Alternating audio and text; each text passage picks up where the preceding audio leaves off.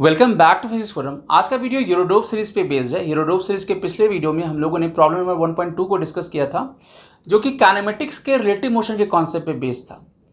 आज हम लोग प्रॉब्लम नंबर 1.3 को डिस्कस करेंगे, जो कि काइनेमेटिक्स के ग्राफ के कॉन्सेप्ट पे बेस्ड है।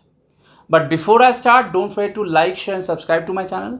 Also, don't forget to hit the bell icon so that you get notified for all upcoming videos.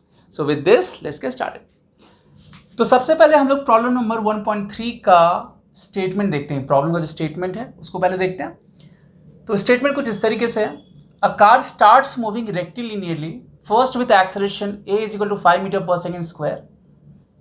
The initial velocity is equal to 0, then uniformly, and finally decelerating at the same rate a comes to a stop.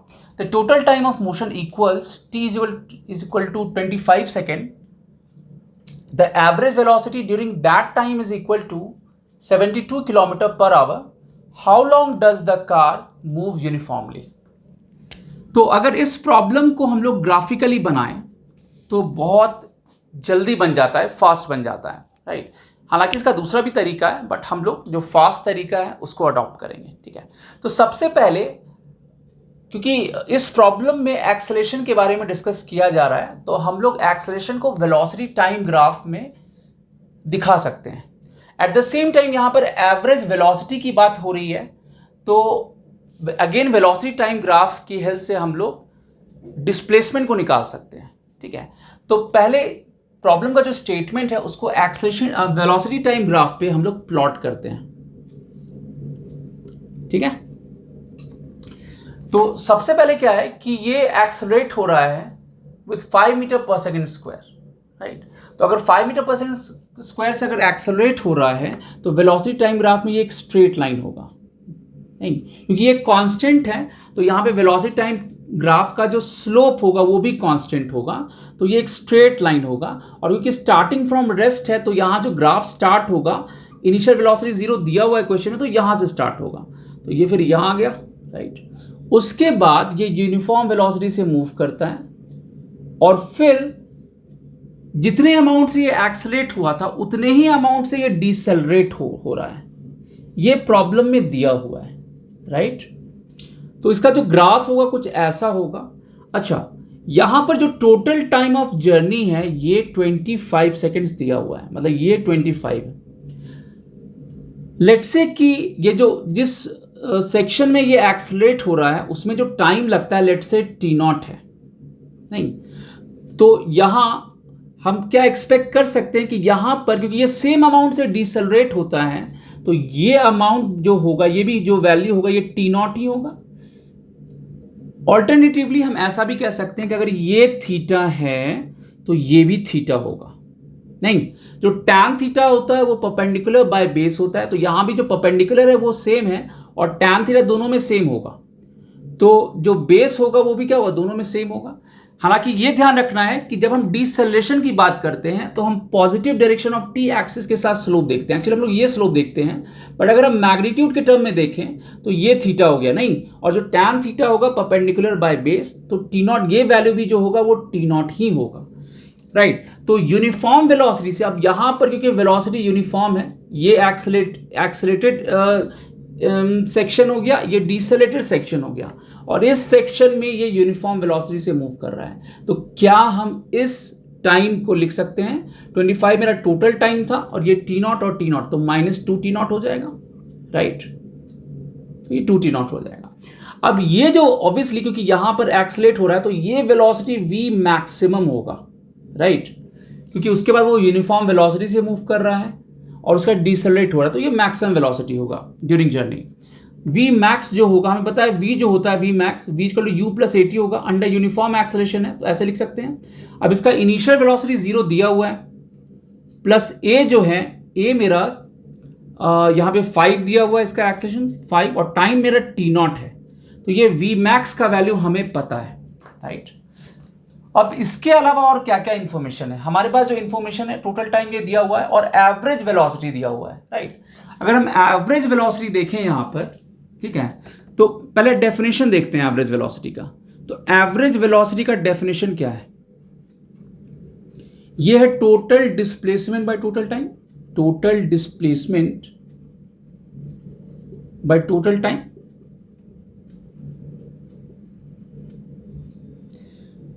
अब यहां पर जो total displacement होगा, क्या वो area enclose by velocity time graph होगा? Definitely. तो यहां पर जो टोटल डिस्प्लेसमेंट होगा वो होगा area enclosed bye VT curve, right, by total time, जो कि यहां पे टी दिया हुआ है, टोटल टाइम। ठीक है, तो हम ऐसा कह सकते हैं यहां पर कि जो एवरेज वेलोसिटी है वो हो गया total area by total time. अब इंडिविजुअली ये तीनों हम निकाल लेते हैं वैल्यू, क्या क्या है वैल्यू, ये हमें दिया हुआ है, ए को हम लोग रिप्रेजेंट कर सकते हैं, है ना। तो देखते हैं यहां पर सबसे पहले ये एवरेज वेलोसिटी है उसको देखते हैं। तो 72 किलोमीटर पर आवर है, इसको हम लोग एसआई यूनिट में कन्वर्ट कर लेते हैं। तो 72 इंटू 5/18, ये तरीका होता है, ये हमें पता है। 5/18 करेंगे तो ये 20 मीटर पर सेकेंड हो गया। ठीक है, जो एरिया होगा ए क्या होगा, ये जो ट्रापेजियम है इसका एरिया होगा, और ट्रापेजियम का एरिया हमें पता है कि half into sum of parallel sides होता है। तो ये 25 हो गया, ये कितना है 25 माइनस 2t0, राइट।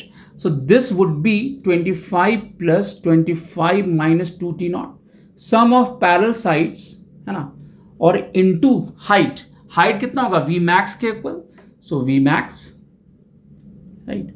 तो यहां से कितना आ गया हाफ इंटू ये 50 माइनस 2t0, और वी मैक्स हमने निकाला यहां पे 5t0, है ना। तो ये मेरा एरिया हो गया, और टाइम की बात करें तो टी मेरा कितना है 25 सेकेंड्स, ये दिया हुआ है प्रॉब्लम में, राइट। अब ये सारा वैल्यू हम इस इक्वेशन में रखते हैं, राइट। तो ये सारा वैल्यू अगर हम रखते हैं इस इक्वेशन में तो क्या होगा, तो मेरा जो v था ये था एरिया बाय टाइम। एरिया तो यहां पर ये जो एवरेज वेलोसिटी है ये हो गया 20 मीटर पर सेकेंड। एरिया की बात करें तो हाफ इंटू 50 माइनस 2t0, है ना, इंटू कितना हो जाएगा 5t0 and divided by total time t, right. तो ये एक्सप्रेशन आ गया हम लोगों के पास। अब इसे सॉल्व करना होगा हमें, राइट। तो t का वैल्यू 25 सेकेंड्स दिया हुआ है यहां पर, तो ये रख दें यहां पर। सो 20 इंटू टी, और यहां पे 5t0/2, 50 माइनस 2t0, राइट। तो यहां से अब t का वैल्यू रख देते हैं 20 इंटू 25, 5t0/2, 50 माइनस 2t0। अब इसको सिंप्लीफाई कर लें तो यहां पर ये 5 हो गया, ये 5 आ जाएगा, तो ये कितना हो जाएगा, ये 200 आ जाएगा, राइट। 5 से ये 5 हुआ तो ये 100 इंटू 200 हो गया। ये कितना होगा t0 into 50 minus 2t0, right. Clear है? तो ये वैल्यू आ गया हमारे पास। अब इसको अब यहां पे अगर इसको एक्सपैंड करेंगे तो एक क्वाड्रेटिक इक्वेशन आ जाएगा, उसको सॉल्व कर लेंगे तो t0 का 2 वैल्यू आएगा हमारे पास, ठीक है। एक आएगा 5 सेकेंड, एक आएगा 20 सेकेंड्स, ठीक है। और दूसरा क्या तरीका है कि हम सीधे हिट एंड ट्रायल से भी चेक कर सकते हैं। सो अगर हम देखें फ्रॉम हिट एंड ट्रायल तो हम देख सकते हैं कि t0 का वैल्यू अगर 5 सेकेंड हो जाए तो ये 5 हो जाएगा, ये 5 इंटू ये 10 करेंगे तो ये 40 आएगा, 40 इंटू 5 200 हो गया। या अगर हम 20 सेकेंड्स रख दें, नहीं यहाँ पे 20 रखेंगे तो 20 इंटू ये कितना आ जाएगा इंटू 10, तब भी ये सेटिस्फाइड होगा। बट अगर 5 सेकेंड रखते हैं वैल्यू यहां पर इस एक्सप्रेशन में तो ये 15 आएगा, और अगर हम 20 सेकेंड रखते हैं इस एक्सप्रेशन में तो ये वैल्यू नेगेटिव आ जाएगा। नेगेटिव का कोई मतलब नहीं होता है यहां पर, इसलिए हम जो वैल्यू पिक करेंगे वो कौन करेंगे, 5 सेकेंड वाला वैल्यू पिक करेंगे, ठीक है। तो t0 का जो वैल्यू हम लोग लेंगे ये होगा 5 सेकेंड, तो डेफिनेटली, और ये हम एक्सक्लूड करेंगे नहीं, इस पर ये नेगेटिव आ रहा है ये वैल्यू। तो अब क्लियर है, ऑब्वियसली हमें जो यहाँ चाहिए फाइनली वो चाहिए कि how long does the car move uniformly, मतलब कितने टाइम के लिए कार यूनिफॉर्म मोशन से मूव कर रहा है। तो वो जो टाइम है ना, सो time in which car moves uniformly, वो जो टाइम है ऑब्वियसली 25 माइनस 2t0 होगा, और 2t0 का जो वैल्यू यहाँ जो t0 का वैल्यू लेंगे वो 5 सेकेंड लेंगे, राइट। तो ये कितना आ गया, ये 10 हुआ तो ये 15 सेकेंड आ गया, राइट। सो 15 सेकेंड्स के लिए जो कार होगा वो यूनिफॉर्म वेलोसिटी से मूव कर रहा होगा। तो ये इसका करेक्ट आंसर है, राइट। तो ग्राफिकली इसको हम सॉल्व करेंगे तो बहुत ही आसानी से बन जाता है, राइट।